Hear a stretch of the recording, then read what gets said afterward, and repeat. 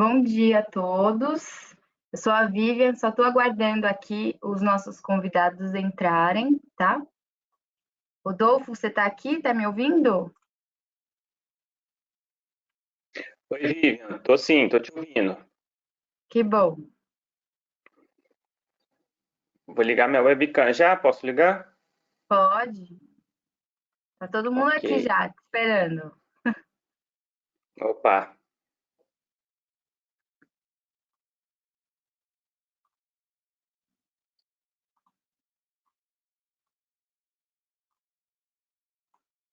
Bom, Marte, vamos lá, só falta o Marcos. E aí, Rodolfo, me conta um pouco como tá a vida aí em Portugal.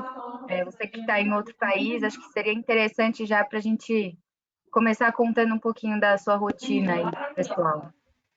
Oi, bom dia. Agora Legal. consegui entrar. Oi, Rodolfo, tudo bem? Bom dia, Martin. Tudo jóia e você? Tudo em ordem e progresso. Só precisa aumentar o microfone. Tô bem. O meu microfone? Não, acho que o dele. Não, meu. É, sempre meu. Ok. Vocês estão me ouvindo bem? Perfeito. Sim, perfeito. Legal.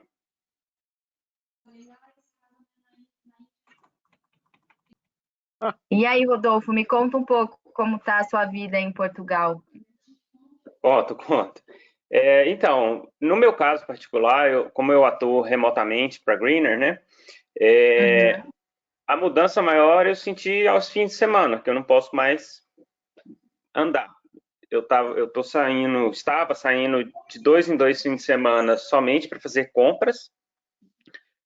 Porém, eu recebi a notícia, eu ainda não me certifiquei se é verdade ou se não é verdade, mas aparentemente aqui em Portugal não vai ser permitido sair na rua sexta, sábado e domingo. Então, eu planejava ir no supermercado esse fim de semana, porque os estoques acabaram, mas eu acho que eu vou ter que ir hoje mesmo. Hoje, ao longo do dia, vou ter que adiantar essa compra. E, nesse sentido, durante a semana, para mim, no meu caso, não mudou muito, mas aos fins de semana está tudo parado, os supermercados eles estão funcionando em horário restrito, tem número limitado de pessoas que podem ficar lá dentro por vez, então para que um entre, alguém tem que sair, né? Uhum. E também estamos passando por essa quarentena aí, né? Esse momento complicado. Estamos passando juntos, né? E a gente também já tinha bastante flexibilidade com o home office, mas tudo isso é uma rotina muito diferente, né? Então, são novos desafios e foi justamente nesse período que a gente pensou, justamente nesse projeto que é o Photovoltaics, né? Que é reunir várias pessoas e tal, para a gente conversar e bater um papo bem descontraído e aproximar a gente cada vez mais, né? Então, esse é o propósito, né? Então, agora acho que o Marcos entrou. Marcos, está ouvindo a gente? O DL, liga a câmera aí, a gente vai já começar. Bom dia a todos. Estou ouvindo perfeitamente. Estou vendo o Martin Drope todo barbudo. Parece que virou um revolucionário. Você está sem agora.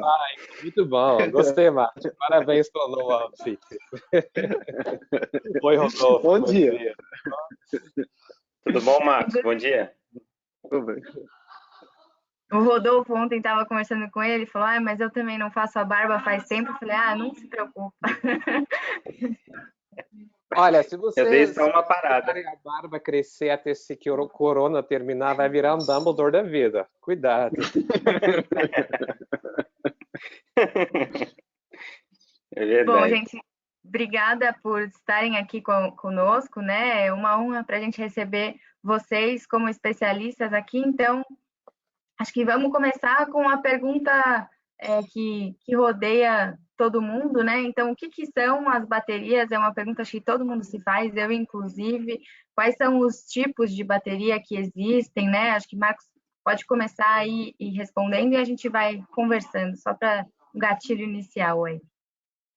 Não, perfeito. Vamos falar um pouquinho das tecnologias, mas acho que logo em seguida também será interessante falar um pouquinho das diferentes aplicações, porque afinal das contas, né, cada tecnologia tem que ser colocada no contexto e sempre tem que se fazer a pergunta para que serve. Mas do ponto de vista tecnológico, acho que todos nós conhecemos as clássicas baterias de chumbo ácido, como quase todos nós temos nos nossos carros ou motos, por exemplo, né, com uma bateria de arranque.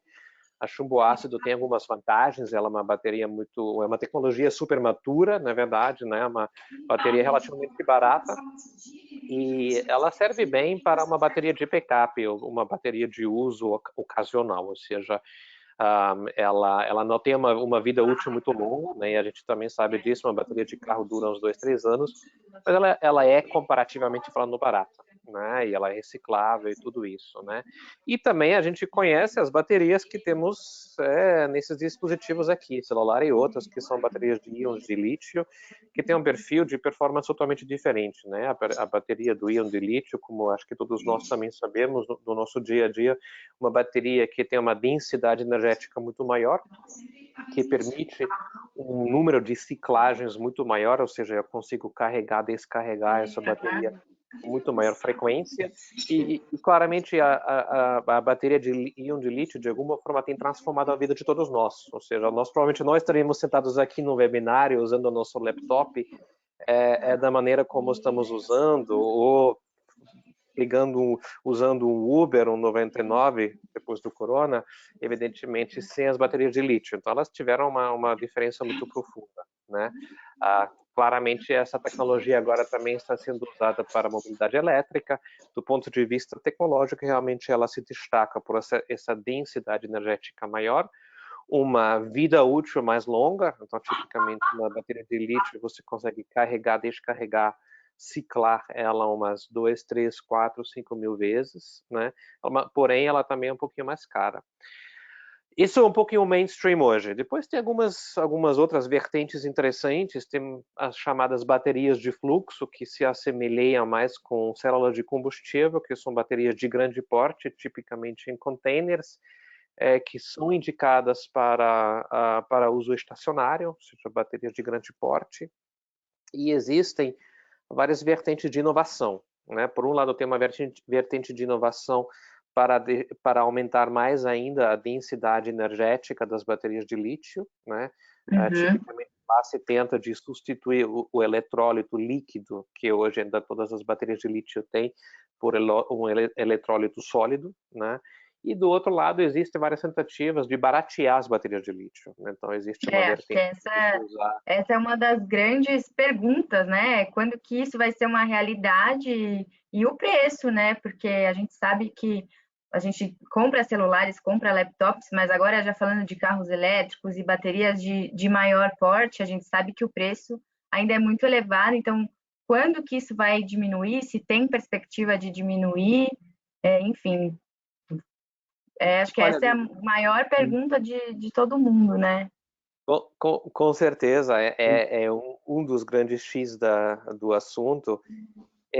O preço das baterias de lítio, na verdade, tem caído mais ou menos na mesma proporção como o preço de painéis fotovoltaicos, apesar de se tratar de uma tecnologia totalmente diferente, né? E uma das pesquisas que o Rodolfo e eu fizemos no início desse ano revelou que, efetivamente, em ambos os casos, tanto para painel como para a bateria, a gente tem constatado uma redução de mais ou menos 90% do preço de 2010 para 2019.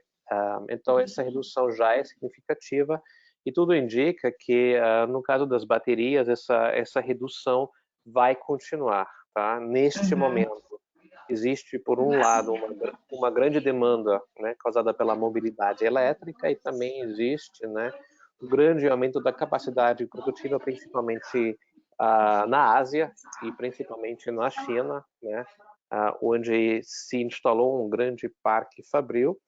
E falei recentemente com vários analistas de mercado que acham que nesse exato momento, inclusive, estamos com uma capacidade fabril meio ociosa para a produção de baterias, né? Então, na verdade, a perspectiva seria que ao longo deste ano a gente possa constatar umas reduções talvez interessantes no preço da bateria em si. Agora, uma coisa muito importante, que igual como o sistema fotovoltaico, a gente, além do painel, temos outros componentes, aqui é a mesma coisa, né? Ou seja, a gente, no sistema de storage, a gente precisa de um conversor, um inversor, digamos assim, né? A gente precisa de software, a gente precisa de vários outros componentes, e esse chamado BOS, ele pesa bastante, né, no custo do sistema. Então, digamos, as estratégias para baratear O que sistema de seria esse BOS que você comentou? Olha, Viviane, a gente precisa, ou seja, se a gente se imagina um raio-x, né, de um sistema de storage estacionário, claramente o principal, o coração do sistema é o banco de bateria, tipicamente bateria de lítio, pode ser lítio ferro-fosfato, pode ser outra combinação química. A gente tem um conversor, ou seja, um dispositivo que converte a corrente contínua que sai e que entra desse banco de bateria para corrente alternada, para que possa ser conectado com os conversores. A gente precisa de um sistema de gerenciamento, né, que é uma combinação de hardware e software. E esse gerenciamento ele atua em dois níveis. Você tem um nível técnico, que efetivamente assegura que as baterias sempre estejam operando numa de corrente e de potência amigável e sustentável, né? E em cima disso tem, digamos, uma plataforma de uso onde você, como usuária, pode efetivamente gerenciar seu sistema, definir quanto você quer carregar, quanto que você quer descarregar e assim por diante. É bem análogo a um sistema fotovoltaico, né? A gente vê muitos desses componentes, inclusive de monitoramento, gerenciamento hoje, né? É bem parecido. Exato, tem algumas analogias, agora tem dois componentes, pelo menos em sistemas baseados em baterias de lítio, que são adicionais e que a gente não precisa ter no sistema fotovoltaico, que um é um sistema de climatização, né? Então você vai constatar que sistemas estacionários de grande porte, todos vêm literalmente com ar condicionado, né? Que assegura que esses bancos de bateria estejam dentro de uma janela de temperatura razoável, e obrigatoriamente esses sistemas também têm um sistema de anti-incêndio, né? Porque embora a gente tome todas as precauções para que essas baterias nunca saiam daquela janela de temperatura seguro, a gente precisa se precaver, evidentemente. Então, por isso também todos têm um sistema anti-incêndio. E, claro, e depois tem o resto da infraestrutura. Alguns desses sistemas possam ter um trafo, igual como o sistema fotovoltaico pode ter um trafo, né? Disjuntores, mas basicamente é isso. Tem realmente muita sinergia, né, entre os sistemas fotovoltaicos e os de baterias, e a gente ouve muito falar hoje também nos sistemas híbridos, né, que seriam justamente juntar o sistema fotovoltaico com o sistema de baterias, e aí esse acho que é uma das maiores perguntas também, depois do preço, né, é a segunda pergunta, que é justamente, né, o que são essas instalações híbridas e o que a gente vai ver daqui para frente, né? A relação com a concessionária, tudo isso ainda é meio obscuro para todo mundo, né? Então, o que vocês têm aí como especialistas para falar para nós? Clarear o nosso caminho. Rodolfo, quer comentar um pouquinho? Claro. Bom, de fato, a gente vai ter uma mudança de paradigma, né? As baterias vão aparecer cada vez mais para os consumidores de energia elétrica, e isso acaba modificando a forma como a gente interage mesmo com o serviço de energia, né? A forma como a gente vai utilizar o sistema da rede, o sistema de armazenamento, vai sofrer alterações, e a forma como a gente o benefício que a gente vai tirar do sistema de armazenamento, ele vai depender também de qual é o perfil desse consumidor, né? Qual é o porte desse consumidor, qual é o perfil de consumo dele, qual é a estrutura tarifária de energia que ele paga. Então, o uso de um sistema de armazenamento aliado, por exemplo, a um sistema de geração solar, ele pode fazer com que o consumidor de energia, esse que atualmente ele tem, por exemplo, um sistema solar na casa dele ou no comércio dele, ele pode fazer com que esse consumidor evite injetar energia na rede, por exemplo, né? A gente sabe que a maioria dos estados, diferentemente de Minas Gerais, ela ainda tributa o ICMS sobre a TUSD da energia que você injeta, né? A gente sabe também que, no momento, nós estamos passando por uma discussão de possível alteração na forma de compensação de energia, né? A ANEEL está discutindo as regras da 482, e de forma que, possivelmente, nós vamos ter uma alteração que faça com que nem todas as componentes daquilo que você, da energia, vão ser compensadas, ou seja, a partir do momento que você injetar 1 kWh na rede, você não vai mais poder retirar outro 1 kWh, você retiraria menos. De posse de um sistema de armazenamento, você pode evitar que você injete essa energia na rede e você armazena ela localmente. E sobre esse cenário, a gente vê um benefício do uso de sistemas de armazenamento ao sistema fotovoltaico, né?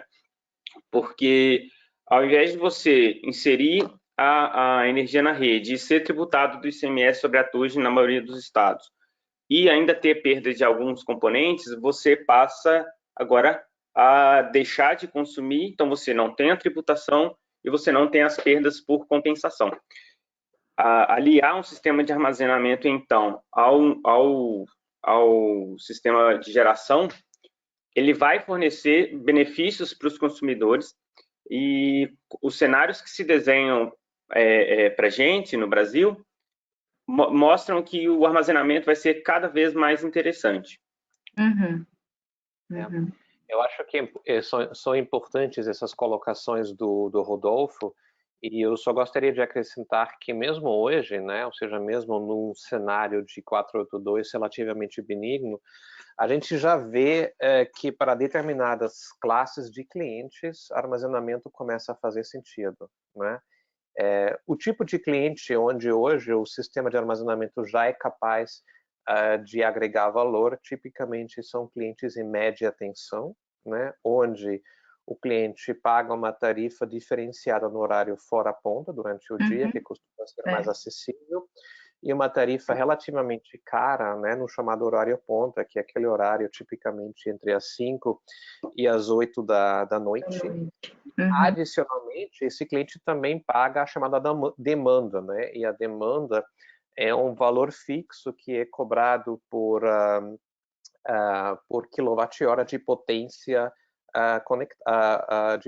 conectada. Então, tipicamente, você tem aquela parte volumétrica, né, que é a tarifa de consumo fora ponta a ponta, e a parte fixa, que é basicamente o diâmetro do fio, por assim dizer, né? Então, numa situação dessa, o que um sistema de armazenamento pode fazer? Além dos pontos já elencados pelo Rodolfo, né?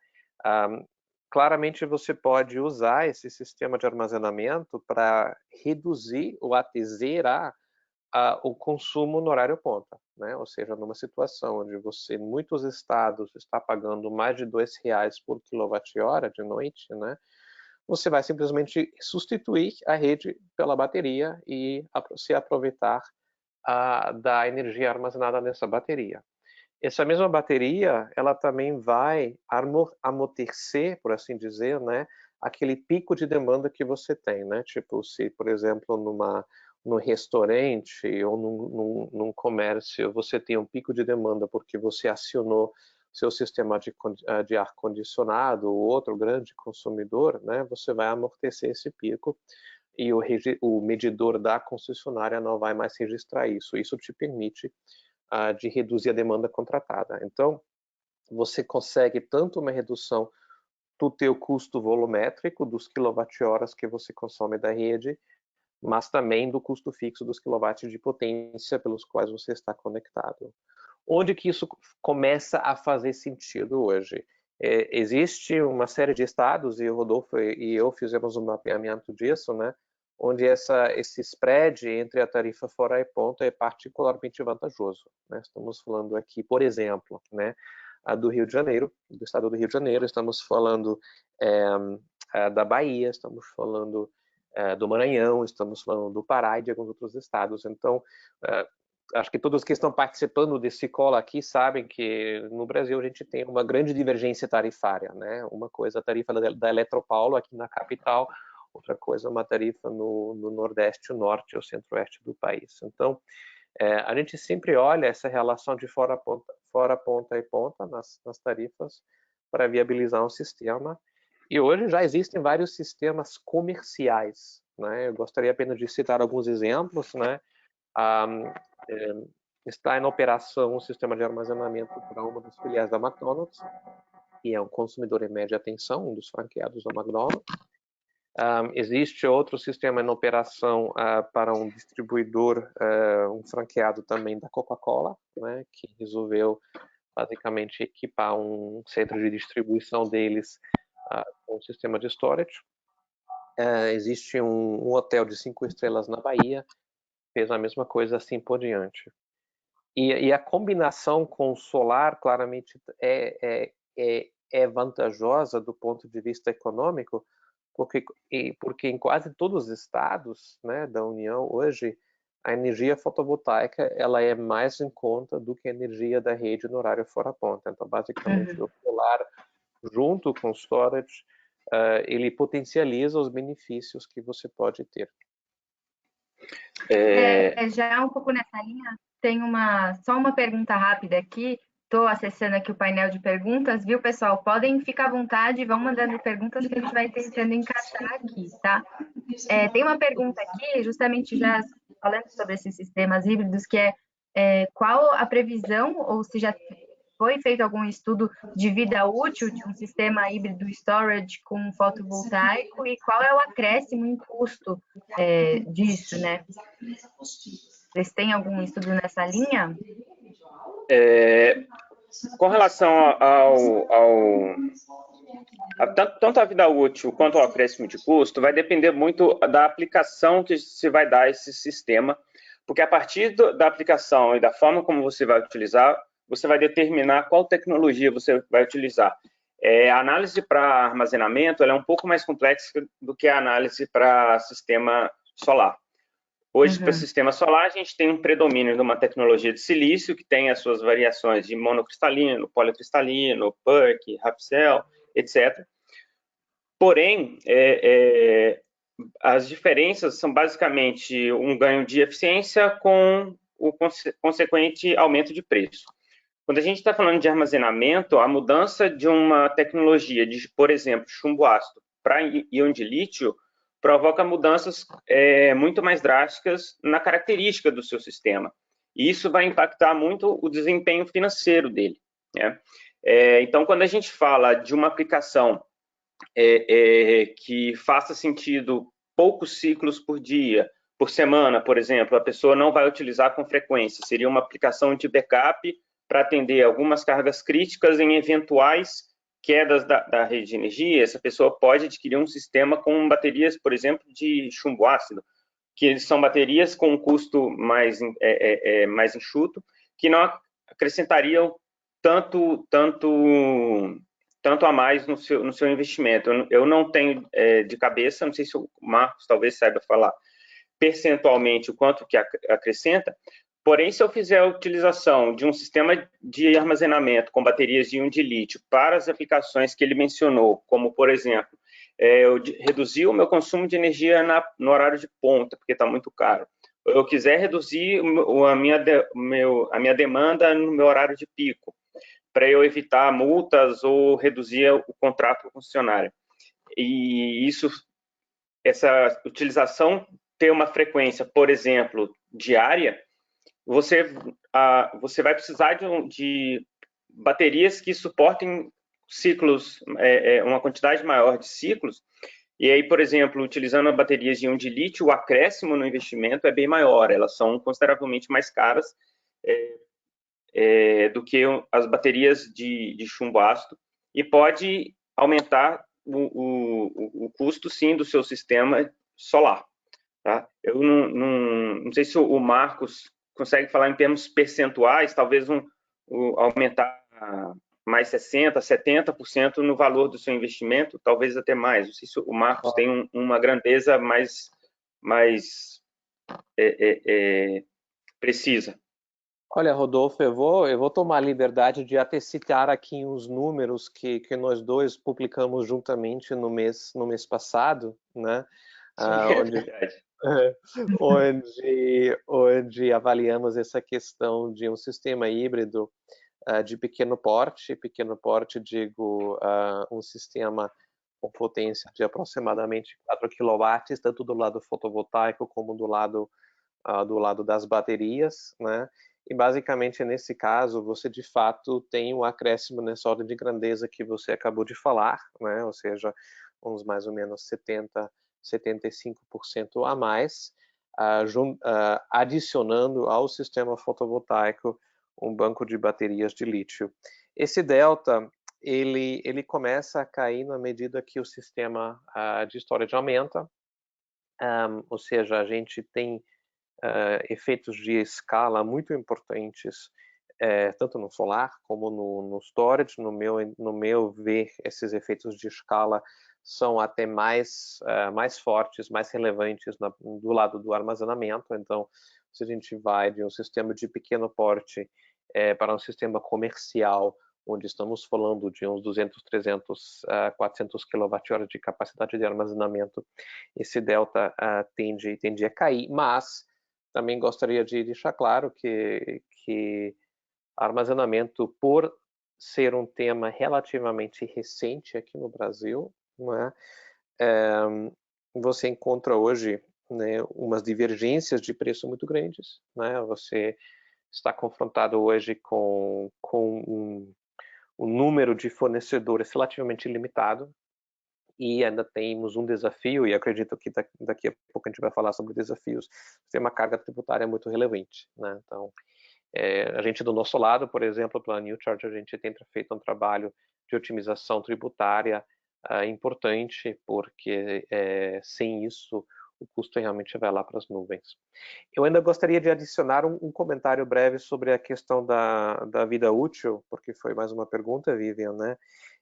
A vida útil, o elemento, ou seja, no sistema fotovoltaico, aquilo que realmente determina a vida útil do sistema, querendo ou não, são os painéis e os inversores. Do lado do sistema de storage, evidentemente precisamos olhar a vida útil das baterias de lítio, né? Ou seja qual for a tecnologia de bateria. Essa vida útil ela é cotada tipicamente em ciclos, né? Um ciclo sendo carregar, descarregar a bateria, e a grande maioria das baterias de lítio hoje oferecem uma vida útil de 3 a 6 mil ciclos, né? Se você usa uma bateria uma vez ao dia, por exemplo, né, durante os dias úteis, como seria o caso de um usuário em média tensão, estamos falando de basicamente 5 vezes 52, uns 260, 300 ciclos por ano, tá? Então, se eu tenho uma bateria com uma vida útil de 4 mil ciclos, né, eu estou efetivamente falando de uma vida útil de uns 12 a 15 anos. Né? Acho que isso é mais ou menos aquilo que a gente tem observado. Parecido com como era a discussão com os painéis fotovoltaicos, estamos aqui falando de uma vida útil estabelecida em base de testes laboratoriais, né? Porque não existem baterias de lítio comerciais que já têm esses 10 a 15 anos de vida na realidade, mas a gente tem o mesmo problema com o fotovoltaico, né? Ou seja, quantos painéis existem lá fora com uma vida útil de 20 anos, né? Então, igual como no fotovoltaico, a gente precisa se basear em testes de envelhecimento acelerado gerados em laboratórios, mas a expectativa é essa, né? 3 a 5 mil ciclos, e vai depender muito do regime, né, de uso ao qual você vai submeter sua bateria, né? Por isso que essa questão de controle de carga, controle de temperatura é tão importante.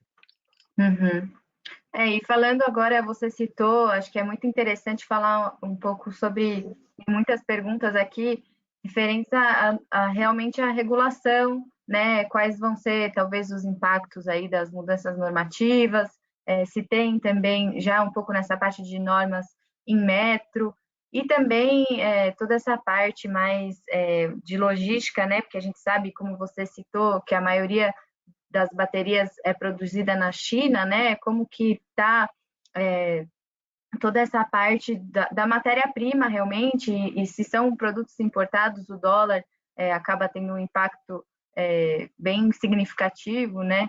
Enfim, para a gente finalizar a conversa, vamos falar um pouco desses desafios aí. Vamos sim. Olha, do ponto de vista, vamos talvez começar pela questão das normas técnicas e da regulamentação, e depois a gente segue com a questão da logística e do panorama de fornecedores. Como a gente falou antes, a questão do storage conectado à rede, principalmente, é um tema muito recente, né? Então, a gente não encontra nada hoje, tanto no Prodist como na 482, referente ao armazenamento de energia, né? Ou seja, hoje, efetivamente, esses sistemas estão acontecendo, estão sendo realizados, né, de uma forma fora de um contexto regulatório. E na verdade, a verdade é o seguinte: essas aplicações que o Rodolfo e eu mencionamos, na verdade, são aplicações voltadas por gerenciamento energético do usuário, né? Se você hoje resolver instalar um no-break no seu escritório, porque você gostaria que o seu servidor, o seu computador não esteja afetado por uma queda de energia, você também não tem nenhum procedimento da ANEEL a respeito disso, né? Ou seja, você simplesmente vai lá para Calunga ou para seja onde for, você compra o seu no-break e você instala, porque é uma medida de eficiência energética que acontece atrás do seu medidor, né? O sistema de armazenamento que vai, por exemplo, evitar que você injete energia na rede, né? Ou que vai evitar que você consome da rede no horário ponto, é a mesma coisa, é uma medida de eficiência energética que, em princípio, não tem nenhuma interação com a rede e, consequentemente, né, também não está sujeito a nenhum dos procedimentos que a gente conhece do mundo fotovoltaico, né? A situação seria diferente se alguém quisesse usar um sistema de storage para injetar energia elétrica na rede, né? Só que aí me pergunto, por que você gostaria de fazer isso, né? Ou seja, na medida que a 482 ficar menos vantajosa, né, a gente vai em algum momento substituir a rede elétrica, que hoje está sendo a nossa bateria virtual, por uma bateria real, né? Um cenário onde você usa a bateria real para injetar na bateria virtual chamada rede, acho que é um cenário um pouquinho mais longe, né? Não parece talvez tão interessante nesse momento. Então, a parte regulatória hoje ainda não existe, mas no nosso ela também não é um fato que impossibilita a implantação de projetos. Parte de normas técnicas realmente é um limbo que o Inmetro precisa sanar, tá? Porque hoje existem normas técnicas para baterias de chumbo ácido, existem normas técnicas para baterias de níquel e cádmio, para íons de lítio não existem. E eu acho que seria bom a gente ter normas razoáveis até para ter um controle de qualidade do tipo de baterias que serão usadas futuramente no Brasil. Hoje não tem, né? Então, A gente Marcos, enfrenta esse uma pergunta. Pode fazer, Marcos. Então, significa, se eu quero hoje aqui em casa um sistema de backup, né? Eu tenho energia solar, eu quero aquecer um backup, significa não precisa notificar nada para a Enel, que está responsável aqui, que eu tenho uma banco de bateria, aço chumbo, agora eu aprendi, que vai me fornecer energia quando a rede cai.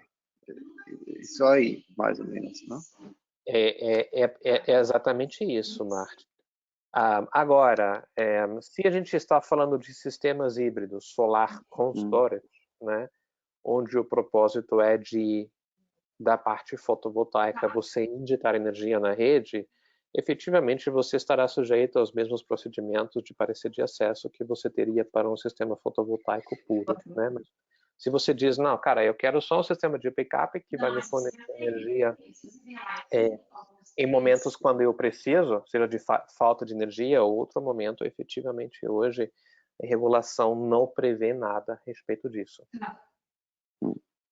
Eu queria acrescentar também, de alguma forma, né? Perdão? Não, eu acho que se eu uso como no-break, eu preciso garantir de alguma forma o anti-alinhamento. É só isso. Exatamente, exatamente. Só acrescentar um ponto também, para que o desenvolvimento do setor de armazenamento venha junto também com os novos sistemas de geração solar, é muito importante que a gente tenha uma certificação dos inversores híbridos, né? Que são aqueles inversores onde você vai fazer a conexão dos painéis solares, do sistema das baterias, no mesmo inversor. Alguns equipamentos já funcionam com controlador de carga integrado, etc. Mas, no momento, a gente não tem um conjunto de normas técnicas para a certificação dos inversores híbridos. Isso acaba complicando um pouco a aprovação do equipamento junto à concessionária, a conexão desse sistema na rede. Porém, a gente está, a ABNT está com um processo de desenvolvimento desses conjuntos de normas para os inversores híbridos. E o que saindo, eu não sei, sinceramente, se ele já está próximo de sair, mas essas normas saindo, com certeza ajuda você ter os equipamentos híbridos no Brasil serem conectados à rede e serem aprovados junto à concessionária. É um importante ganho para o setor.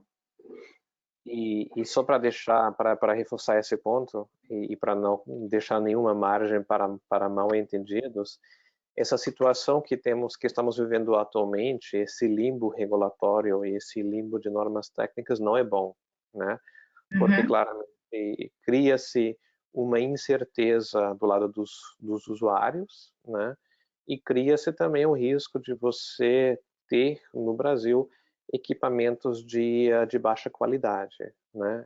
O desafio será que essas normas sejam feitas de maneira razoável, né? Que elas estejam condizentes com as melhores práticas internacionais, que a gente não tenha que reinventar a roda, mas efetivamente aquilo que seria desejável seria que daqui para frente a gente tenha normas técnicas para os inversores, sejam eles inversores híbridos ou conversores voltados exclusivamente ao gerenciamento do sistema de armazenamento. Como o Rodolfo falou, para ambos hoje não tem nada.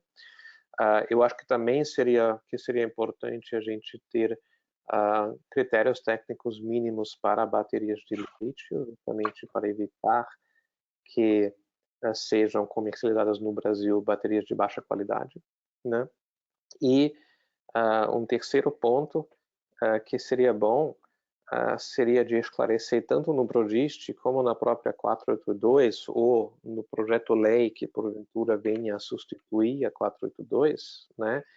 As regras de jogo para que sistemas de armazenamento possam operar em paralelo com a rede, mesmo não injetando, né, mas operar em paralelo com a rede. Na Alemanha, Martin, por exemplo, existem regras relativamente simples, né, onde você diz, ok, abaixo de uma certa potência, se não me engano, é 10 kW, você não precisa de nada, você simplesmente conecta o sistema. A partir de 10 até um certo determinado nível de potência, você apenas precisa notificar a concessionária que você está usando, instalando um sistema desse, e a partir de um outro nível de potência, efetivamente você precisa submeter o sistema a uma aprovação equivalente a uma aprovação de um sistema fotovoltaico. E eu vislumbro que em algum momento a gente possa ter alguma regra, algum arcabouço regulatório parecido a isso aí, só que por enquanto não tem. Mas, reitero, hoje também não está proibido, e a gente sabe que até pela própria Constituição brasileira, tudo que não está expressamente proibido não é ilegal e, portanto, é permitido.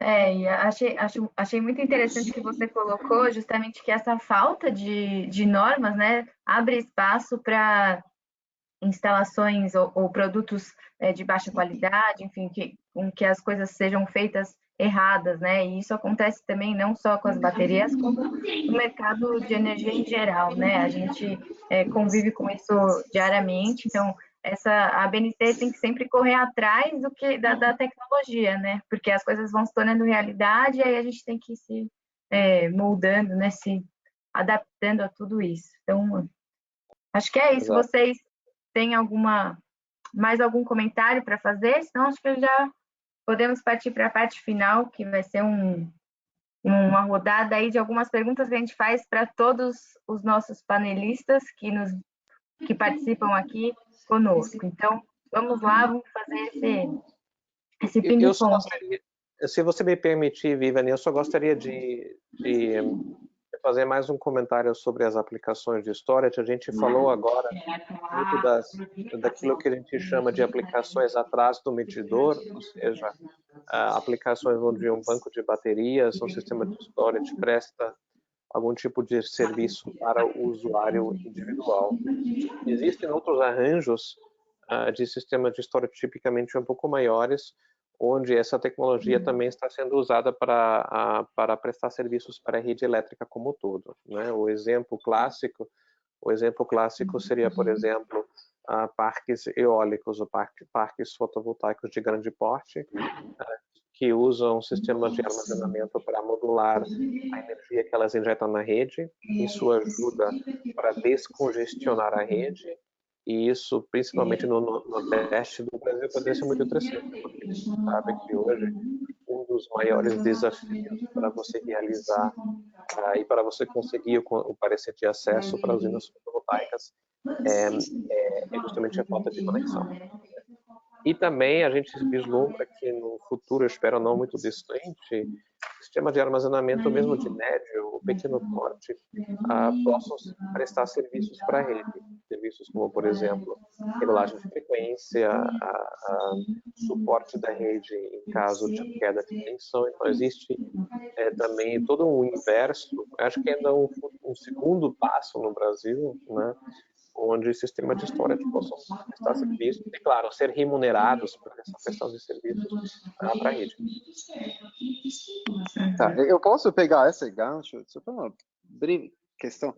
Então, você está falando, estamos bem no começo, mas voltando para a Alemanha, por exemplo, já tem modelos de negócios só em cima de baterias. Tá? Falando da Sonnenbatterie, por exemplo. Né? Exato. Exato. O cliente ganha uma bateria, o concessionário joga energia barato à noite lá para ele usa da bateria, ele faz mais uma delta para ganhar. Você está vendo já os primeiros modelos de negócios, ou qual seria um modelo de negócio de bateria onde você acha internacional, talvez, que pode acontecer aqui no Brasil? Olha, Martin, aqui no Brasil, e a gente pela New Charge isso é o nosso dia a dia, efetivamente. Aqui no Brasil, hoje você viabiliza um projeto somente através do benefício para o usuário individual. Tá? Vou dar um exemplo. Um dos nossos clientes-alvos, onde que estamos desenvolvendo, é um usuário em média tensão na Enel Rio de Janeiro, que paga mais ou menos 50 centavos na fora ponta e R$ 3,00 e R$ 5,00 por quilowatt-hora na ponta. Com esse delta de R$ 2,50, você consegue hoje viabilizar um sistema fotovoltaico, um sistema de storage, perdão. e o fato que esse mesmo sistema de storage ainda vai servir de aplicativo. Fotovoltaico também, efetivamente sim. Agora, te imagina, se esse mesmo usuário pudesse usar esse banco de baterias para prestar um serviço para a Enel, né, por exemplo, de estabilização da rede, o business case iria ficar mais legal ainda, né, sem dúvida alguma.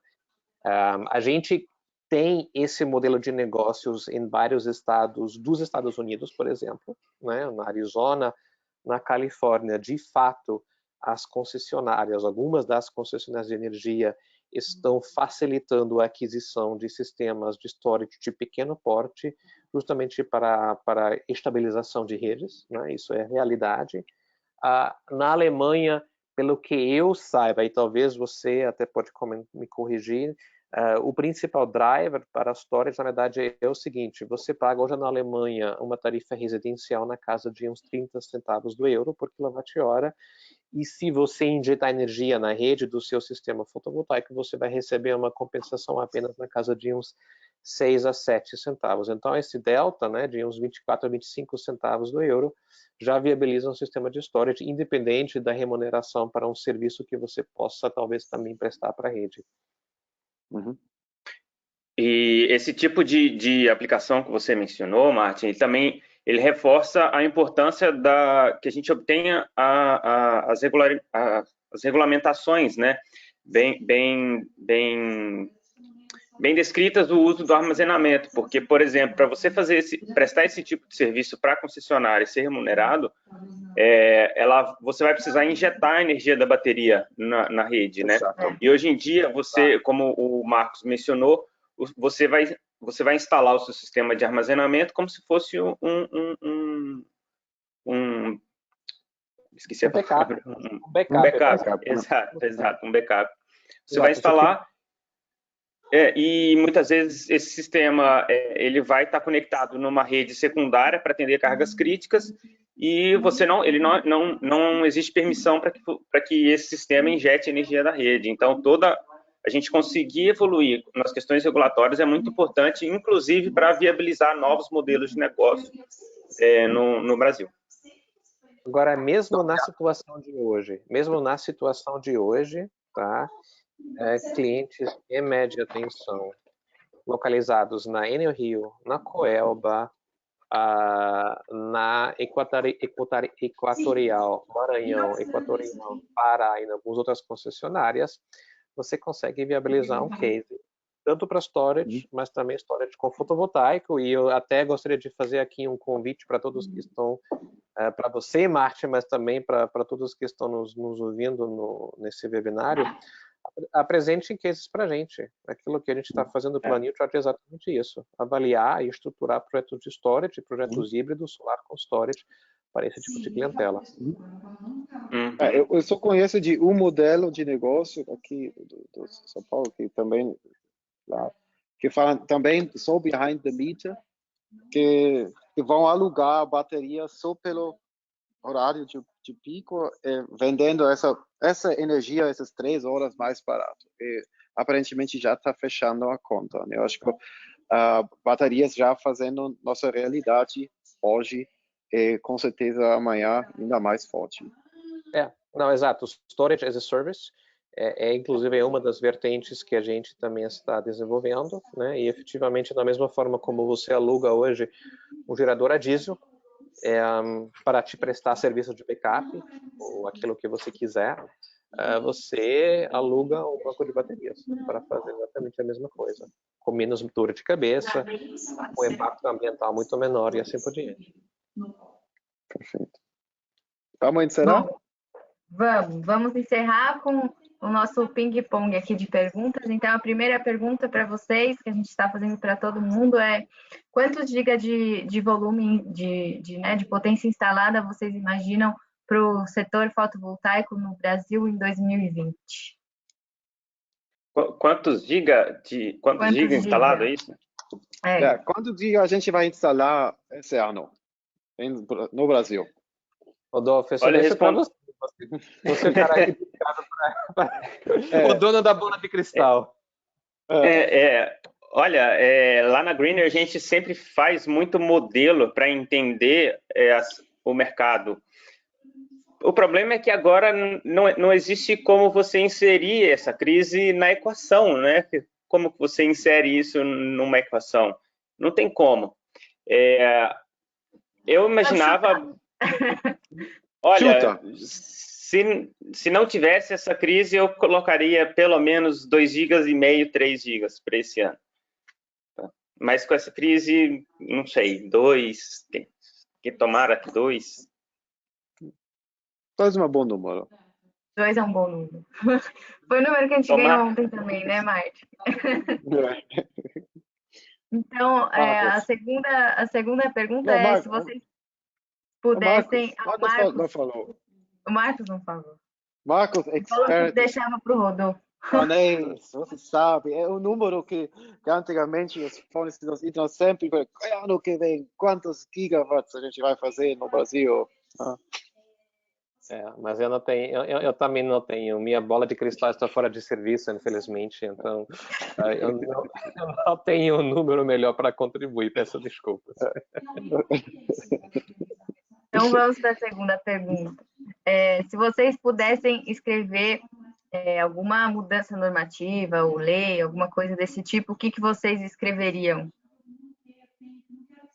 Olha, eu começaria por na verdade, uma ampliação, nem seria uma alteração, uma ampliação do PRODIST e da 482, esclarecendo as regras de uso de baterias para sistemas conectados à rede e de sistemas híbridos. E eu faria uma coisa bem pragmática, bem simples, onde diria sistemas voltados para autogerenciamento de energia, seja backup, demanda, conta, não precisa de nada, desde que sejam observadas normas técnicas mínimas e sistemas injetando energia na rede precisariam basicamente passar pelos mesmos procedimentos como sistemas fotovoltaicos, sistemas de alta geração puro. Mas eu começaria por aí. Rodolfo? Pessoal, eu não sei. Eu fiquei uns 20 segundos aí sem som, mas voltou. Tá na minha vez? Tá, agora é sua vez. Tá, ok. Bom, é algo que eu nunca parei para pensar a respeito, mas eu acho que se eu pudesse colocar alguma regra, seria algo em linha para tornar mais rigorosos os processos de conexão da rede mediante aprovação das concessionárias. Algum processo que tornasse mais transparente a forma como as concessionárias devem agir durante esses processos de pedido de acesso e tornar-se mais rigoroso a fiscalização em cima disso. As concessionárias estão atendendo aos prazos, aos documentos que se deve exigir, as regras que se deve exigir. Acredito que seria algo nesse sentido. Uhum. E aí a terceira pergunta é para vocês resumirem o mercado fotovoltaico em uma palavra no Brasil.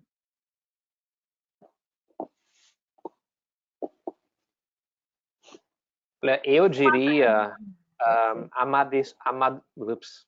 amadurecimento. Agora saiu. Amadurecimento. E eu acho que o Corona possivelmente até vai contribuir para acelerar esse processo de deixar nosso mercado mais maduro, porque meu medo é que nem todas as empresas que hoje atuam nesse mercado talvez vão sair dessa crise vivos e inteirinhos. É muito triste reconhecer isso, mas minha preocupação é que, principalmente, que teremos uma taxa de mortalidade de empresas importante, né, principalmente entre os pequenos integradores e instaladores, e que isso vai acelerar um processo, né, de consolidação e de amadurecimento do mercado. Rodolfo, e você? Eu acho que eu diria oportunidade. A palavra é oportunidade. Por mais que a gente tenha, eu concordo com o Marcos, esse cenário, pelo menos o que a gente consegue enxergar hoje, não é um cenário muito promissor. Porém, a gente sabe que no médio e longo prazo a tendência para o setor elétrico é de ser totalmente diferente do que a gente teve nos últimos anos até hoje, né? Nós temos novas tecnologias de armazenamento, temos tecnologias de informação para somar a um sistema de energia. Nós temos aí o crescimento dos veículos elétricos, que vão mudar a forma como a gente enxerga o setor elétrico. Nós temos vários novos rumos que o setor elétrico pode tomar, e eu acredito que, por mais que a gente tenha esse lado ruim também, do que o Marcos falou, por outro lado, a gente tem todo um futuro promissor de várias oportunidades para a gente. Então, colocaria essa palavra. Muito legais as colocações de vocês. E a última pergunta, para encerrar, é a mais importante de todas. O que vocês tomaram de café da manhã hoje? O almoço! O almoço em Portugal, né?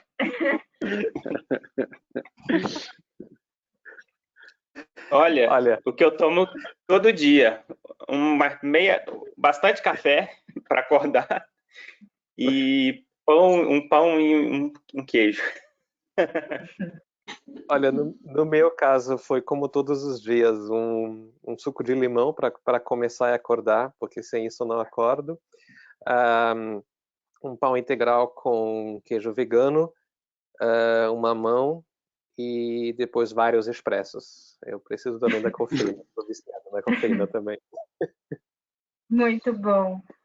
Bom, queria agradecer novamente a presença de vocês. Acho que uma conversa que era para ser de 20 minutos acabou tomando 1 hora, então isso quer dizer que foi muito boa. Tem realmente muito assunto para conversar, isso porque a gente nem tocou em alguns pontos que a gente tinha, né, levantado a princípio. Tem muita pergunta aqui no chat, até peço desculpas também para o pessoal que está ouvindo a gente por a gente ter se alongado um pouco, também por a gente não ter passado por todas as perguntas, mas eu vou ficar responsável por encaminhar tudo isso para eles, tá? A gente hoje, então, recebeu esses 2 especialistas, a conversa foi incrível, muito legal mesmo, acho que foi muito esclarecedor, tanto para nós que atuamos no mercado, quanto para todos vocês. Eu vi até na aba de perguntas que tinham estudantes de faculdade, então, assim, gente que está começando, então é muito legal de ver tudo isso e a gente conseguir proporcionar essa conversa com especialistas como vocês. Então, muito obrigada. Martin também, sempre por aí, obrigada de novo, e bom que você e o Marcos se reencontraram, né? Os dois austríacos e alemães. Online. Perfeito. Não, foi um prazer, obrigado pelo convite, parabéns para a Vivian e para o Martin, né, pela iniciativa, acho excelente, né, justo mais ainda num momento difícil como esse, e pessoal, gostaria também de me colocar à disposição para esclarecimento de qualquer dúvida, para falar sobre oportunidades de projeto, enfim. Então, Vivian, fique à vontade de compartilhar meu e-mail, meus dados de contato com os participantes desse call, porque a gente quer que essa questão de armazenamento se torne realidade, né? Que saia do âmbito acadêmico e do âmbito do bate-papo e vire realidade de negócios. Essa que é a nossa missão. Perfeito. Tenho certeza que a gente vai fazer ainda muitos Photovoltaics com vocês de novo, porque é um tema que tem muito a ser explorado ainda e muitas perguntas vão surgir, tenho certeza. Então, obrigada pela oportunidade e nos vemos em breve, né? Ok, queria agradecer também, Vivian, agradecer a você, agradecer ao Martin, agradecer aos participantes do webinário, e me colocar à disposição também da equipe da Greener, convidar todos a acompanhar nossos conteúdos, que a gente vai falar mais de armazenamento aí nos nossos artigos, também podcast, no nosso site, e agradecer novamente vocês pelo convite. É um prazer estar aqui. Obrigada, gente. Bom dia para vocês. Boa tarde, Rodolfo. Tchau, tchau. Boa tarde, tchau.